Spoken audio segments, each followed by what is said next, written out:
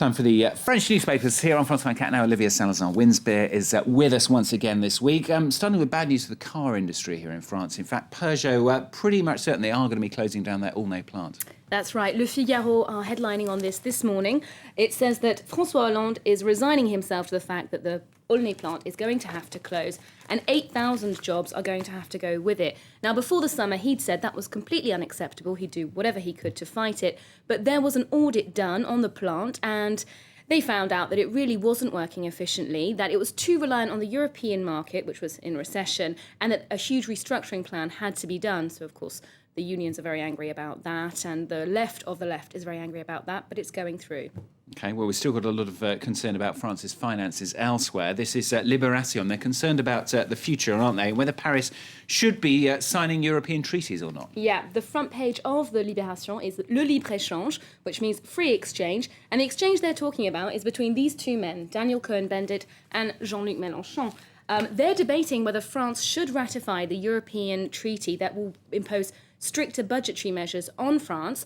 Daniel Cohn-Bendit says yes, we should vote yes for this because it will give France a new perspective on Europe.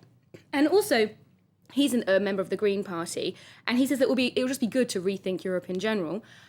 Jean-Luc Mélenchon, who's a far-left politician, says absolutely not. It would put power in the hands of the technocrats, lead to more liberal capitalism, and it just wouldn't be a very socially minded initiative. So they're still debating that. And France, of course, hasn't decided what they're doing about that. Also in Libération this morning, there's an article, very interesting report on Romania about the situation for Roms living in Romania. French Interior Minister Manuel Valls is visiting Romania today to also tackle this question as well, because charities believe that some 7 to 10% of the Romanian population is Rom, but they don't have access to the same rights as other European citizens, not as much access to education, higher rates of unemployment, and they're generally living on the margins of society, all despite heavy European funding to tackle these problems. So Manuel Valls should be talking about that today in Romania.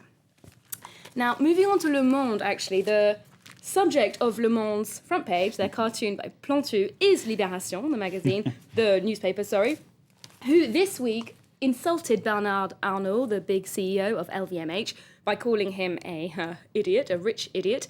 Now that Le Monde is saying that the Libération editorial staff are just making up insulting, childish headlines saying that the right wing is just rubbish. Or Still want you to translate that word there. It's a word for French little children. Yeah, I think you know it. I think we do. It begins with P and has two other letters that are the same. All right. Thanks, Olivia.